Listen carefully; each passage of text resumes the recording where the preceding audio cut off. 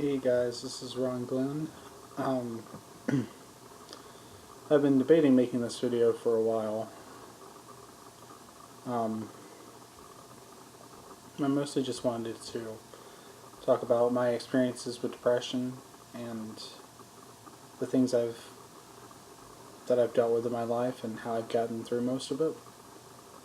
Um, I guess there's really no easy way to start this, so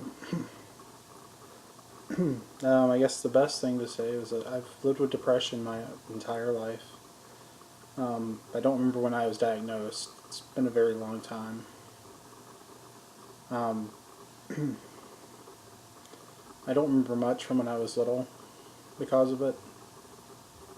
I guess I emotionally blocked things out from where I used to have a lot of really bad experiences as a kid. I never really lived in a nice place. It was always trailer homes and apartments. I almost got taken away from my parents at a young age because of carelessness.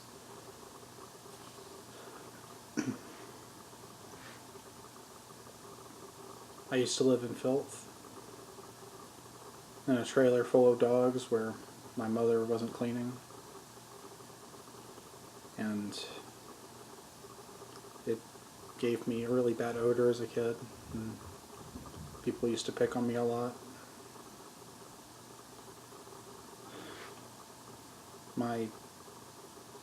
One of my elementary schools even went so far as to make me take a shower at school. And that was the most embarrassing day of my life. At least at that point.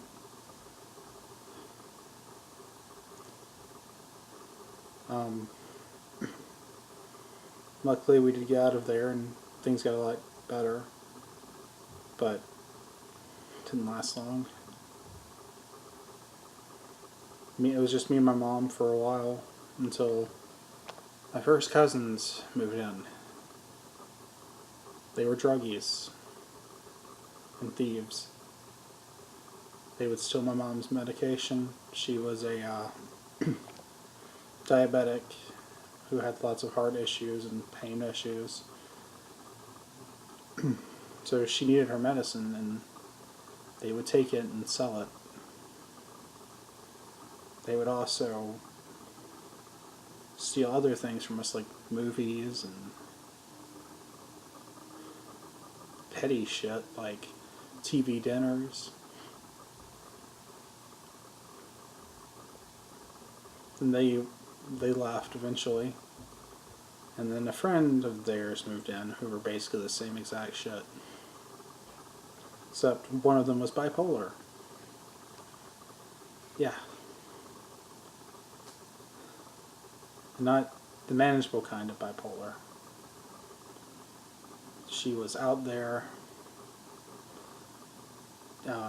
taking her clothes off in the parking lot, yelling at people across the street. Kind of crazy.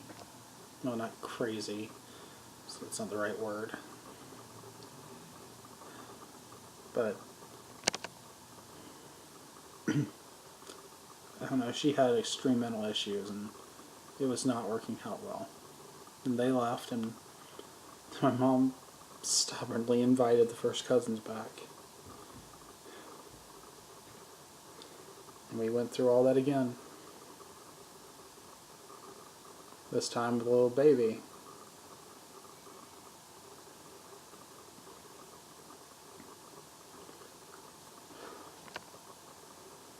After they left, we moved in with them to a different place after we get kicked out of our apartment because of them. We lived with them and this guy, who was another friend of theirs, whose wife we also knew. Turns out we weren't even on the lease, so they lied to us. So we got kicked out again after the power got cut off. And the guy and his wife stole like 100 or so of our DVDs. And I think my Yu-Gi-Oh cards. which they could at least left that.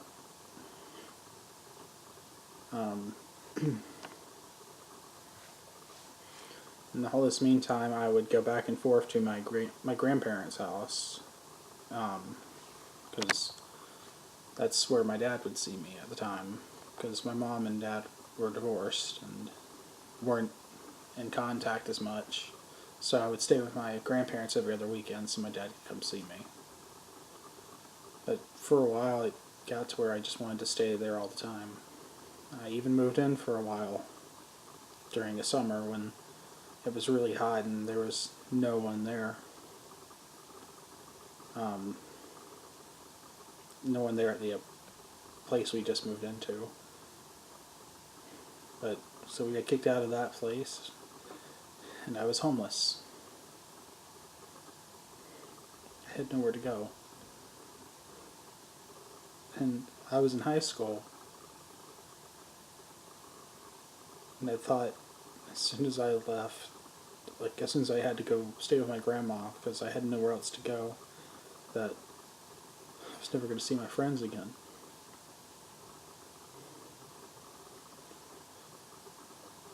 And thankfully, thanks to my high school's counselor, Miss Williamson, I got to stay at my high school,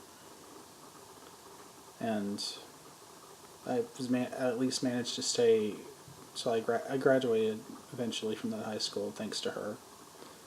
I owe everything to Miss Williamson. She got me through a lot.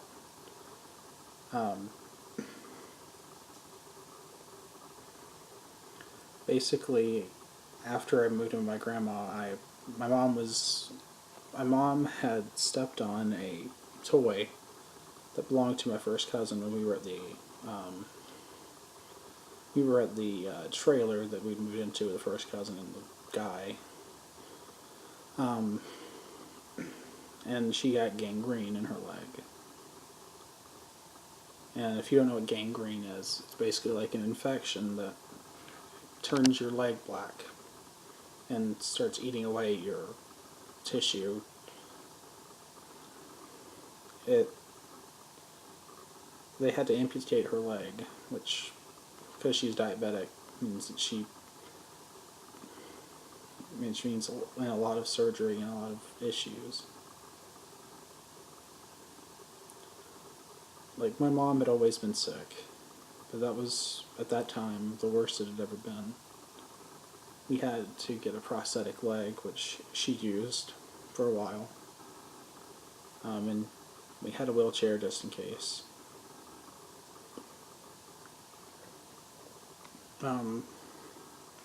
But she got back from hospice after her surgery, and she had to stay at my great grandma's house, because it was the only she couldn't fit in my grandma's house, and she could get in my great grandma's house a lot easier.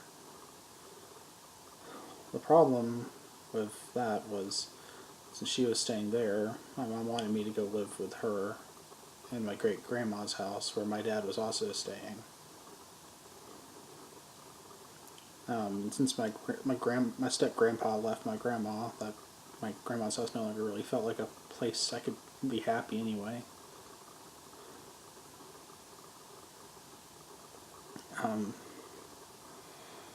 I basically had to move in with my mom. At that point, I kind of wanted to anyway. And I thought I was going to have to go to the schools in that city instead of where my high school was. But Miss Williamson helped me out a lot.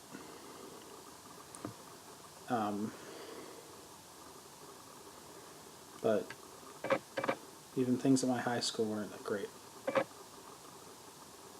I was still constantly bullied. I had friends, more than I'd ever had. But it's also where I found out I'm gay. I started developing, I mean, I knew I had feelings for guys before I knew what gay was, but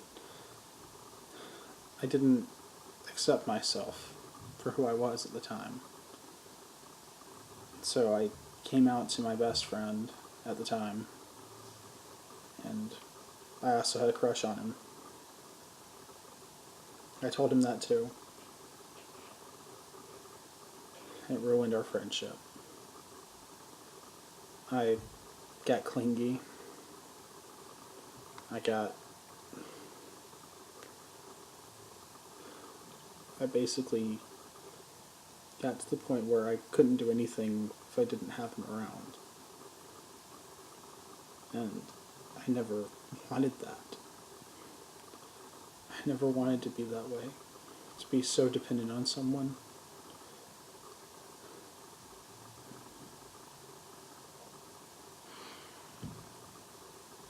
And I got jealous of all his girlfriends. And they would find out about me and how I liked him. Somehow. I have my suspicions as to who told them.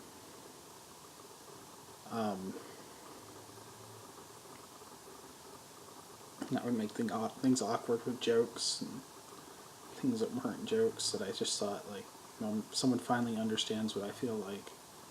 I shouldn't have said anything. And I told a secret of his and to one of them, and I shouldn't have. And then I lost him for a time. He came back. But when he came back, it wasn't the same. We kept fighting, like, constantly afterwards. And it seemed like for a time in, like, 2011, 2012, that I'd never be friends with him again.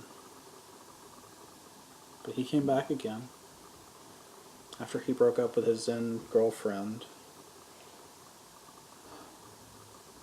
at a public event that I was at, and I went to comfort him, and I guess we were friends again for a time. He tried, at least I think.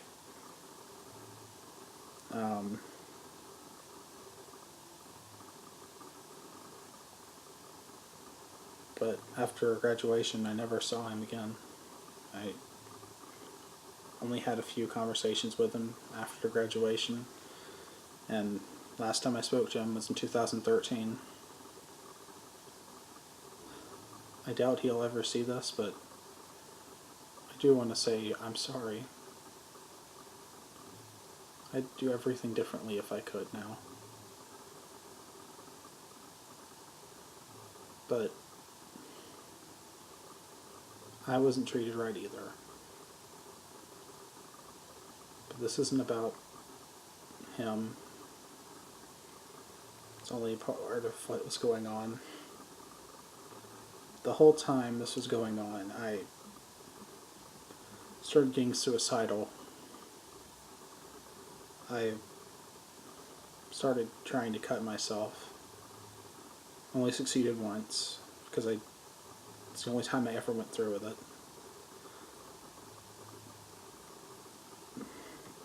I constantly put a knife to my skin, wanted to cut myself, but I kept willing myself not to. But the worst part was I was a knife salesman for a brief period of time. So I had easier access to knives than I already did, that were sharper than the ones I had. And that's what I cut myself with at one time.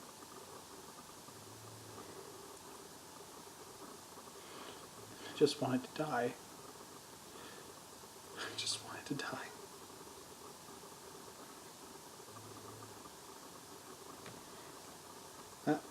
I've lost friends. Barely anyone contacted me after high school. I still barely talk to anyone today.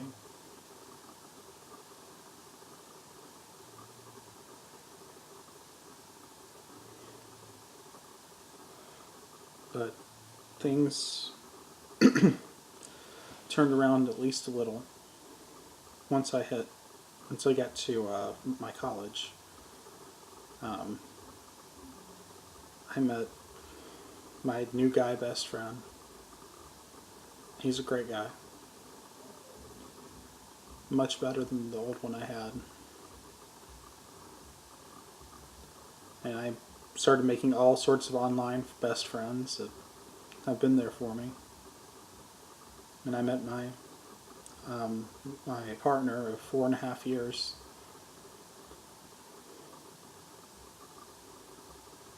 Who has been my rock. Alongside my best friend, my girl best friend.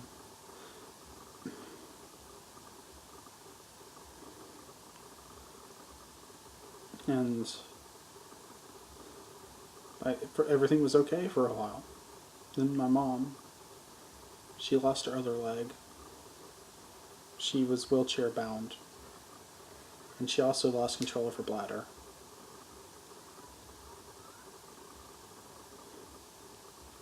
So I had to take constant care of her to make sure she used the bathroom, and to make sure that her diapers were changed, that her bedding was changed, her clothes were changed, and it became way too much for me. So I got a job at a Sears, where I stayed for almost 2 years. It was my escape from home. And even though I had lots of problems when I was there, I still liked it more than any guy should like a job. At least for a while.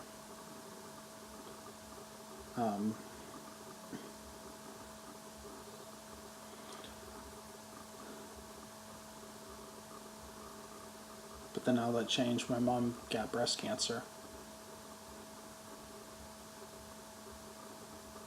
And she became bedbound.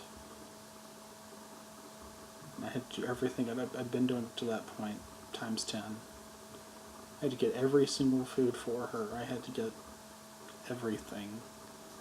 Her drinks, change her, fix her medicine for her. I even had to do her insulin shots sometimes, something I told myself I could never do because I'm so scared of needles.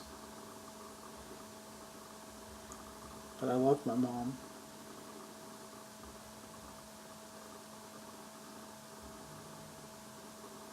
I don't know if she knew that. Because towards the end, it felt like I didn't love her. All I wanted to do was get away from the place. Because I had no freedom anymore. I couldn't do anything. I couldn't get a job. Because someone had to take care of her when my dad was asleep.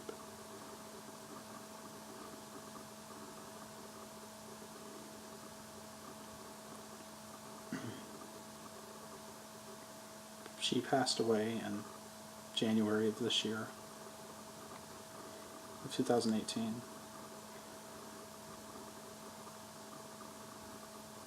And it hasn't been the same ever since.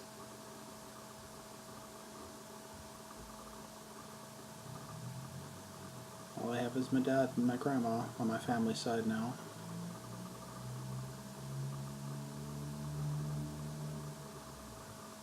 And my dad, I've had problems with him since I was little. We've never gotten truly along.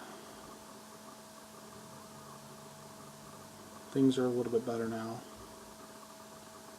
But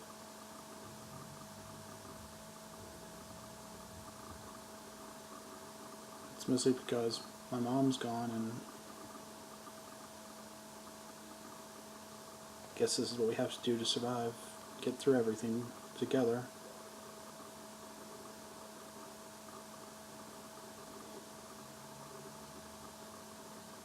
But suicidal thoughts came back. And I'm always the person who everyone goes to for advice, and when they're sad they ask me to help them, and when they're suicidal they get me to help them through it. But I always felt like I never had anyone until recently. Back when I would post about my sadness, like in high school and early college, I had people telling me like, "Oh, your statuses depress me," or "Why are your statuses so sad all the time? Can't you just be happy?" I wish I could, but I have major depressive disorder and severe anxiety. It's not that easy. I mean, I've had anxiety attacks for about 4 or 5 years now that I didn't used to have in high school.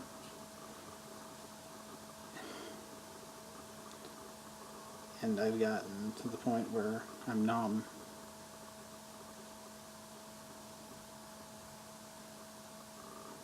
I would just stay in my room all the time.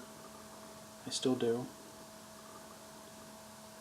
So I don't want to go anywhere.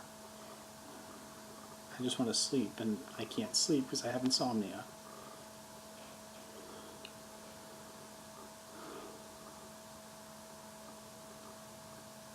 I just don't know what to do. I can't go to a doctor. I don't have insurance. And I can't afford to get insurance even if when I find a new job. And frankly,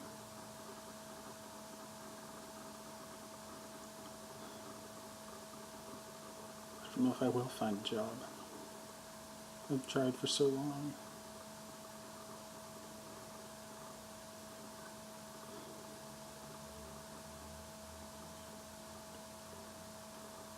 The thing is, I'm not suicidal. Not anymore. I've been through so much worse than what's been going on lately. And everyone talks about the reasons why to commit suicide.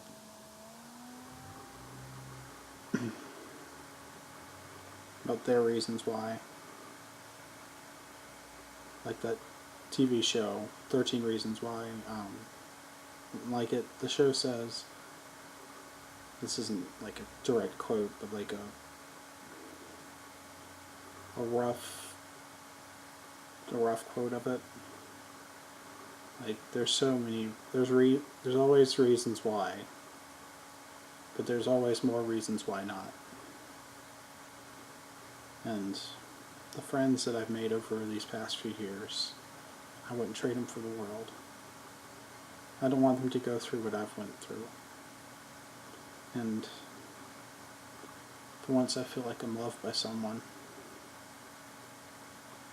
especially with my partner.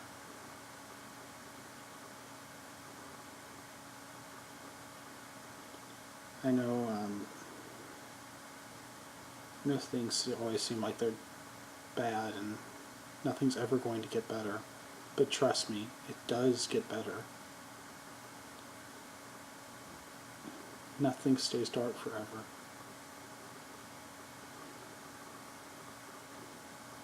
Even if you lose a loved one, they're still there with you. Whether you believe in a God or you don't, there's always a piece of them that's in you, and will always be there. Even if there's no afterlife, you see them again. You see them in your dreams, and you hear them in your head. And they're telling you to be happy, and that they still love you, and that everything works out in the end.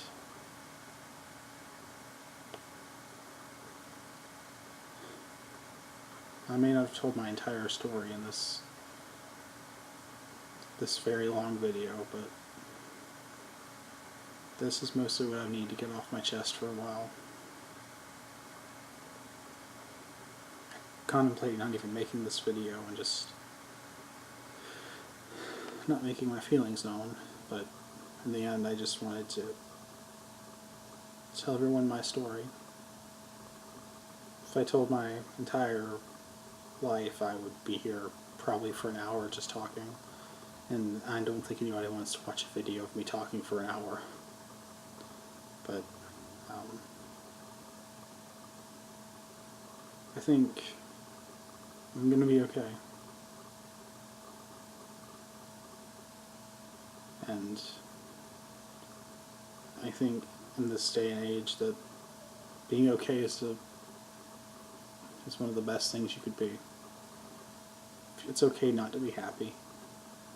It's okay not to be sad. It's okay to just be okay. Just believe that things will get better. And know they will get better. No matter how bad things seem. There's always a little bit of a light ahead. And if it ever feels like there's no one there for you, know that I'm there for you, even if I don't know who you are. My inbox is always open. My comment section is always open. Just leave me a comment, send me a message, a text, an email, anything. I will be there for you.